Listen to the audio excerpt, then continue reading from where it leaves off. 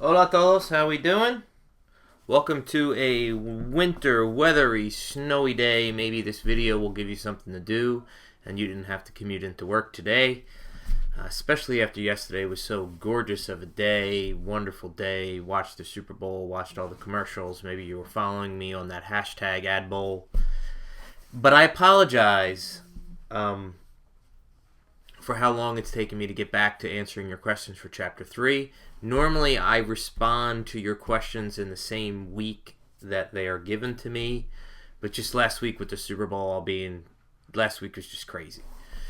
So from here on out, hopefully everything will be normal and I'll be able to get to your questions within the same week they sent to me. That said, let me see if I can be helpful with some of your responses. Actually, I just thought of something. Let me hit pause. Sorry about that. I just thought of something that I needed to find for one of the questions here, and I didn't want to waste time later. Question number 1.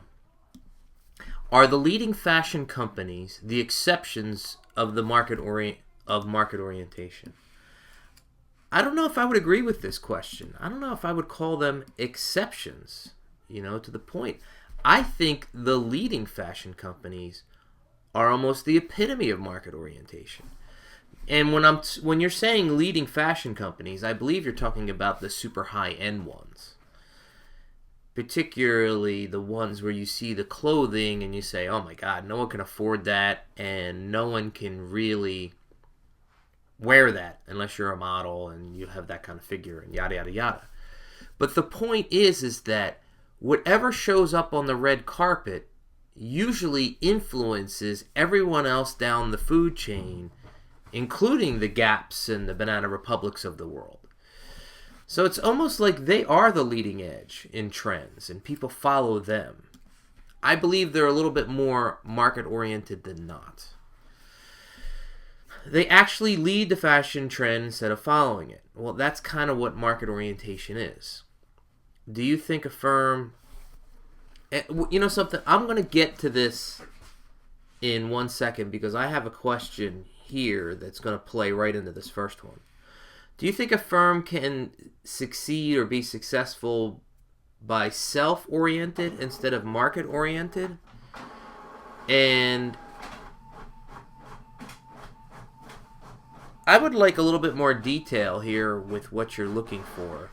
But I'm going to respond to what I think you mean. If they're too self-oriented, they're too internal focused, and they're losing track of consumer trends and competitor trends in the marketplace. So I don't think they can really be that successful if they're too internally oriented. Could you use an example to show the influence of the role of personal selling in a firm's IMC strategy? Well, in the chapter video, I said it's extremely common in high-end B2B services. But just because yesterday was a Super Bowl, let me give you an example where it was more common in low-end B2B selling. I have a student who graduated from Seton Hall a year or two ago, and she works for Pepsi, particularly the Frito-Lay division. But she represents a lot of the Pepsi products. So Frito-Lay, Rolls Goals, Pepsi, and all the sodas and the drinks and all like that. Well, Pepsi knew, and Manhattan is her territory, that Super Bowl Boulevard was going to have a ton of people on it. And they used personal selling to go into store to store to store to see if they can get existing Pepsi customers to stock more and other customers to switch to Pepsi because of so much volume is going to be coming up and down Super Bowl Boulevard on Broadway. And within the personal selling role, they also talked about how Pepsi's the halftime show sponsor, how Pepsi's logos are going to be all over the city because they're the partner with the NFL. And and that was a very good marriage of using the personal selling to help push what's happening both in print, both in display, and both on television advertising. Which strategy do you think is more effective? Porters or miles in snow? So there was a couple questions about this. So let me pull out chapter 3, page 83, and blurt specifically about these a little bit more. Broadly speaking, one's not more effective than another. It's almost slightly different ways of looking at the same thing. And I bet you if you Google porters and miles and snow, I'd be very, very surprised that an academic had not tried to merge the two of these and create one typology. Porter only had 3 different types. Porter talked about the low-cost supplier, the differentiator, and the niche. A very good example of this low-cost supplier is Bic pens, Bic lighters. They want to be the cheapest option. That's all low-cost supplier is. For a long time, that was Southwest in the airline industry. Differentiation is what almost every company does. This is the majority of firms out there. They pursue my product is better or my product is different strategy. That's what they're trying to do. Usually the problem is the firm doesn't do a good enough job distinguishing themselves that they are different. They look like a Me Too product and they do not succeed in the marketplace. Niche is usually a market that's so small that no one else wants to jump into it. Believe it or not, Panasonic makes computers. Okay? You would not think of Panasonic as a computer manufacturer, but they are. They have extremely small market share of the entire computer marketplace. But they do have incredibly high market share for this one specialized market, and they're called tough books. And cops use them, and firemen use them, and construction people use them. You could throw a tough book 10 or 15 feet, it can hit the ground, and nothing's going to happen to it. I believe they're not waterproof, but they're water resistant. They're heavy, they're bulky, but they're great for construction sites. Very good example for niche. Miles and Snow looks at 3 other different types: the prospector, the defender, and the analyzer. The prospector is someone who's always trying to go for new product.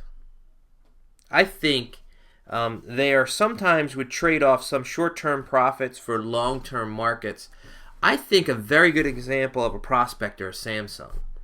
Samsung awesome is very quick to the marketplace with a product to make sure that they get market share.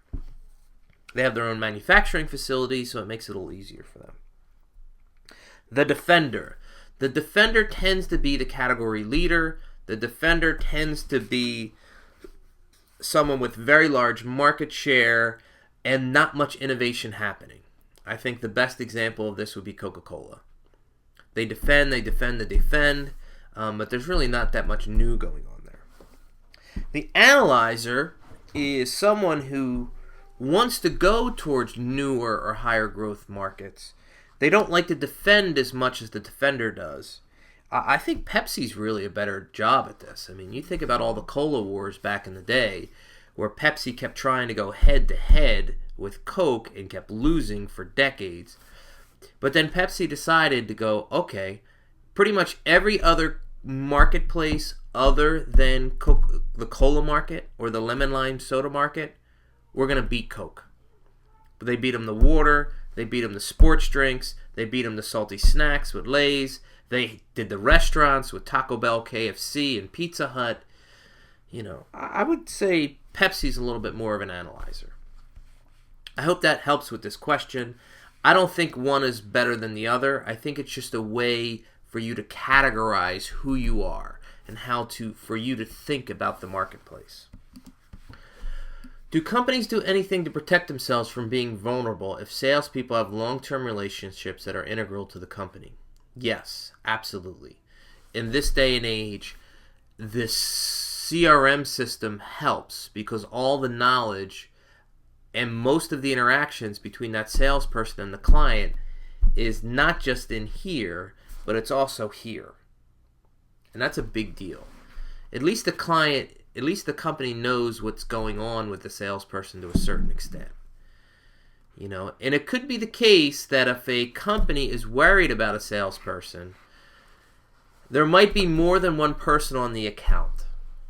There might be a sales team involved with that particular account, and there's so much service involved that the salesperson may have the relationship, but he can't take the whole account away because there's so much service involved with servicing that account. Or sometimes just the CEO stays on top of these things, and the CEO makes sure that they also have a relationship with the company.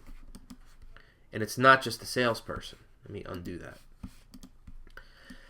If the salesperson leaves, what can a company do to protect against losing that sizable account? I think I just answered some of that there. Will Apple, with the newly added execs, ever be a market-oriented firm? I am reluctant to ever say that Apple is going to be a market-oriented firm. Apple is an outlier company. They tend to not play by the rules. They tend to be somewhat unpredictable. And more than anything, they usually violate some of the tenets of market orientation. Now, what I was looking for before is this blog post. This is from my blog. You can either go in here and look for market-driven versus market-driving, or you can just go up here and look at the URL that's up top here. But in this blog post, I answered a former student's question about market orientation, and I define market orientation. But the bottom half of this is I go into the difference between market-driven versus market-driving. Now, market-driven versus market-driving. Apple is a much better market-driving organization. In other words, they like to come up with products that disrupt the marketplace, and then the standard kind of follows them. They usually take a category that's already developed. Apple is known as a fast follower. They were not the first smartphone manufacturer. They were not the first MP3 manufacturer. They were not the first, company out there with a personal computer, really. But what they did do is take a marketplace that was kind of messy and do a better job at it. That means they are market driving. I have an easier time calling Apple a market driving firm. Now, if we look at market driven, this is more of the traditional definition of market orientation. We look at the marketplace and then we go forward. We look to see what's out there, and we look for opportunities amongst competitors, amongst consumers, and our strategy is driven by what's happening in the marketplace. Now, to go back up to here, I don't think that being market driven means you are following the marketplace. It's more like we are seeing the trends that are happening in the marketplace, and we're either meeting them, but most of the time we're exceeding them. We're looking for that opportunity. We see what this company is doing. We see what this company is doing. We see how consumers behavior, and we're doing that next step. I hope that helps with that. According to the textbook, companies can get many advantages by using CRM. Can CRM be appropriate for any types of companies, large and small? I think the case now is yes. Sorry about that. I think if we were having this conversation in 1995, 1993, 1998, 2002, 2004, that really CRM was only for large companies. It was extremely expensive, therefore, it could only be good for large companies. It was very complex, which means you needed a lot of training. It needed to be a more long-term thing. But I think CRM, you can get an app. You can pay $30 a month. It has a simple interface. You don't have to have the servers. You don't have to have custom software. You don't have to have... It's all done in the cloud, and it's all done on a small computing device, and it's mobile. I think CRM can be for both large and small these days. And there's some very good, affordable CRM options. And what's great about a lot of these CRM options is they scale. You could start off with the app with certain features, and you can stay with the same interface and keep adding features as your firm becomes bigger, but pretty much the structure stays completely the same. And that was not the case back in the day when CRM software was getting started. Are companies finally getting on board with using CRM to mass customize instead of traditional mass marketing? You know, it is in my opinion that the mass customers out there really should use CRM. Unfortunately, there's very few mass customizers out there. And I hate to say it, they're more exceptions to the rule. The Motorola Moto X is an exception. Nike's ID sneakers are an exception. I really expected this to become a bigger deal, and I keep expecting it to become a bigger deal because we keep having this movement towards one-to-one marketing like Amazon. We keep having cheaper and better CRM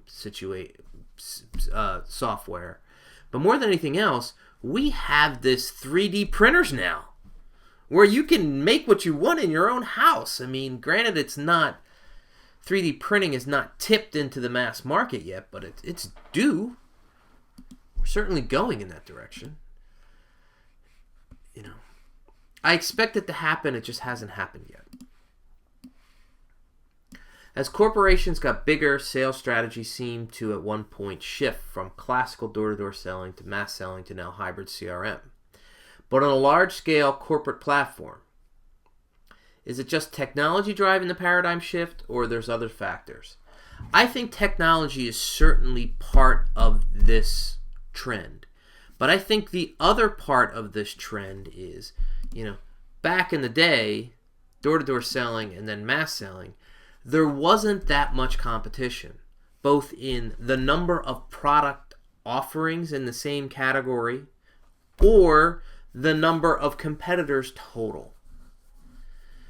You have to do more differentiation these days. You have to do more segmenting the market, targeting a specific segment of that market, and then positioning, because consumers now have more choices than anything else, and they have more information than they've ever had in the past. I mean, a perfect example is, if we were to go back to the 70s or the 80s, and we look at the auto market, there was 3 manufacturers, and they made, 40 or 50 different types of cars. They had a sedan, they had a wagon, they had a truck, and they had a van, and they might have had 2 or maybe a sports car. They probably had, 6 or 7 different types of cars, trucks, van options. If you go into Chevrolet has 50-something different variations of their cars. It's crazy. It used to be the case that an auto manufacturer would sell one car and they would sell 2 or 3 million different cars of that model, the Ford Taurus. And now the best-selling car in America only sells like 300,000 copies of it. Because, there's all these small, there's the small SUV, the medium SUV, the mid-size SUV, the large SUV, where before there used to just be the truck. And then all of a sudden there used to be and then there was the truck, the van, and the SUV. The truck, the van, and then we have small vans and big vans, and small SUVs and large SUVs, and car-like SUV crossovers versus, It's more than just technology. I think competition is driving it just as much. The book points out that cross-functional meetings is one of the ways departments, particularly sales and marketing, have been able to become better aligned in terms of business objectives. What are some of the other strategies that companies have used to achieve this more unified direction? Well, this certainly helps in that third and most difficult of the 3, inter-firm communication. Incredibly strong internal communications with the firm, right there. So that's helpful, but that's not enough. More than anything else, I see firms using communication other than email to help see if we can get people on the same page. A lot of firms have internal microblogging. Microblog is Twitter, but they'll have an internal one like Yammer, which was bought by Microsoft a number of years ago. And that internal option helps keep people on the same page. It keeps people on the number one priority for the day, or we should be working on this. That helps as well. We also have, internal blogging platforms, and we have more communication other than email that goes across. Wikis are another really good one that, divisions could brainstorm across not only locations, but continents and functional areas. Technology is being helpful. Can you give an example of typology, prospector, defender, analyzer? I think I did in a previous question. Can you further explain an example of full line forcing versus front line selling? You know something? Let me double check. Let me hit pause. I needed to do a quick refresh there. So let's give an example of full line forcing. Okay, Nike is very well known for doing this. Nike forces you. They have certain product lines that are top sellers that fly off the shelf. But Nike has other product lines, like, say, soccer, that don't do as well versus Adidas, for instance. But Nike forces companies, if you want the really, really good stuff, you have to also carry soccer. They're forcing the full line. The only way you get the really good stuff is if you buy the entire line. Whereas other companies have a really good product, and they use that really good product as a way to get themselves into the door, and after they develop a relationship with that particular company, they try to get them to buy other products in the line. They're not forcing the issue, probably because they don't have the marketplace power, so to speak. Nike is a defender in many, many cases. Defenders do stuff like this. Coca-Cola does stuff like this. But, RC Cola can't. They don't have the marketplace power to pull something like this off. So they're happy if you take RC Cola, and if you can also get their ginger ale product in at some point, that would be great. Can you talk more detail about how salespeople do market orientation? Can you give some example? Let me just double check. Okay. Well, in the definition of market orientation, all right, you have an incredibly strong external orientation toward customers and an incredibly strong orientation towards competition. Well, salespeople are known as frontline employees. One of the unique things about salespeople is that salespeople are rarely in the office. They are out with customers. They're out in the marketplace, and they're often, out on the front line, not only hearing direct information from their customers, about their products, but they're also hearing about how their competition is selling the same customers because they hear those stories. The market-oriented salespeople are almost like, they're a set of ears out there. And the good companies take that information and integrate it back into the firm. Non-market-oriented firms, the salespeople are out there in the marketplace, they hear these stories, but that information never gets disseminated back to the marketing department, back to the operations department, back to finance, back to accounting. Excuse me. What are the benefits of TQM? TQM is short for Total Quality Management. In the United States, there was a monster total quality management movement in the late 70s and into the early 80s that's still going on today. Those of us are familiar with the European Union. They have an ISO 9000 sets of regulations. They're actually government EU trade block regulations that if products do not meet certain standards. The TQM movement came out of the threat from Japan because Japan was doing so well with manufacturing, particularly in the automobile market and particularly in the electronics marketplace. And what TQM and its, Six Sigma and assorted quality movements that came from this idea was, it's sort of like a standardization of processes or manufacturing so that you get the same quality time in and time out. If you make 1 million phones, every phone is exactly the same. That is a total quality management goal and objective. Total quality management doesn't necessarily mean that we're constantly going to continually get better and better and better and better. Total quality management wants to make sure that every product is exactly the same. If you choose really high quality from the get-go, everything needs to be very high quality. If you choose some middle tier quality from the get-go, everything needs to be the same middle quality. But the important thing is that there's little to no variation from product to product to product, from hotel visit to hotel visit to hotel visit, etc. Consistency in processes, that's really the goal. Professor, could you give us an example of a CRM failure due to the management's fault other than software's fault? I think I have in the last video, but I'll just refresh. It's philosophy. If they have a bad customer mentality, they could implement the software correctly, but not use it properly. If they really don't care about learning about a customer's needs, wants, and therefore adapting their processes to that customer's needs or wants, then forget it.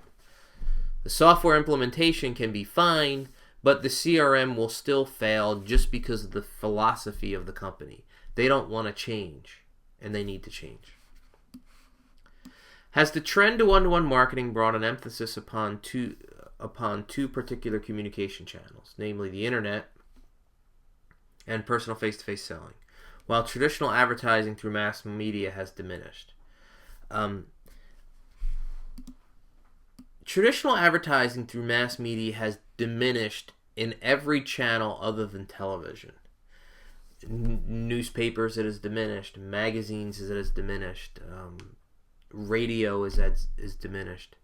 I'm not sure about billboards, but I have a feeling they're down, or they can't be the same. Flat, maybe, if not trending down. But TV is still gangbusters. I keep waiting for it. I keep expecting for it to happen. It still hasn't happened. That said, very few firms have the back infrastructure technology and the sales culture to do one-to-one marketing well. Amazon is an exception. Netflix is an exception. How come Blockbuster couldn't do what Netflix did? It's more than just the technology. It's also the culture and the philosophy within the firm. With the technology being better and better and better and cheaper and cheaper and cheaper, I see this more as a trend, though. Segments of one. Do the 4 methods described on 87 regarding transactional exchanges on how to make such a particular exchange successful, or how to elevate? Okay, let me check. All right, let me see if I can be helpful. Do the 4 methods described on page 87, particularly, you could create new value, you can adapt, you can create a new marketplace, or you can exit, regarding transactional exchanges, focus on how to make a particular exchange successful, or on how to elevate or promote that relationship to a functional level, such as adding value to an offering. Well, I don't know if they really... this is the 4 things that a salesperson can do. I mean, obviously, exit doesn't help create a new relationship level. Creating new value does. That certainly helps.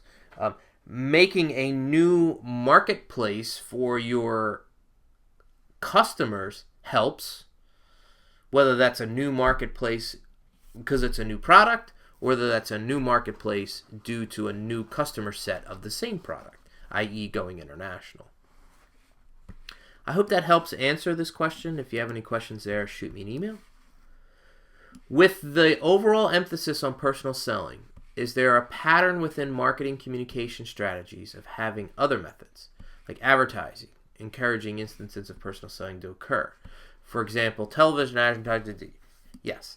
The idea, if you're, in the past, the television ad would not sound or be anything like the radio ad or the billboard ad or the newspaper ad.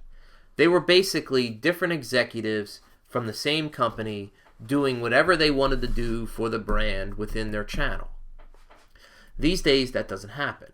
So the TV ad matches up with what's on the website campaign, which matches up with what's in Businessweek, Fortune, and Forbes, which therefore the salespeople can use to help in lead generation, i.e. we saw a lot of hashtags last night on the Super Bowl, where a company would say Esurance, da-da-da-da, there's a hashtag, and then all these people use the hashtag, and Esurance can then take their Twitter accounts, throw them into a database, do some segmenting, targeting, and positioning, and see which one of these we would really like to go after. And that's when the salespeople come in. They use the advertising to help create a funnel. So a funnel means we start off with prospects at the top, and then we work our way down to hopefully customers. Well, an IMC strategy can help put more people in the top of the funnel that the salespeople work on to hopefully create customers. Oh, sorry. On page 73, how does mass marketing develop into one-to-one marketing? Are there any specific cases to explain different strategies? This was really an historical trend. There are very few firms that are doing mass marketing these days. Very, very few. Most firms are much more into specific target marketing or specific customer marketing. There are very few firms in the one-to-one marketing camp right now. Again, I keep going back to eBay, I keep going back to Amazon, I keep going back to Netflix. Although Target does a very good job and CVS does a very good job with their loyalty card stuff. They target more on a one-to-one level. Are there any specific cases explaining differentiated marketing? Explaining different marketing? Does mass marketing, how does? I think it's more, depends on the marketplace. I mean, if you're a steel manufacturer, there's only so much differentiation you can do. You're real selling, a roll of cold rolled steel is pretty much a roll of cold rolled steel. I mean, maybe there's some better quality, versus the number of defects per yada, yada, yada. There's thickness, there's, But most of it comes down to salespeople and delivery on price, discounting. Usually it depends, we see this shift from mass marketing to more one-to-one marketing as a function of how fast the marketplace develops. Okay? I thank you for your time. I thank you for your energy. Please let me know if there's something that I did not, that you want further clarification. Shoot me an email. Thanks.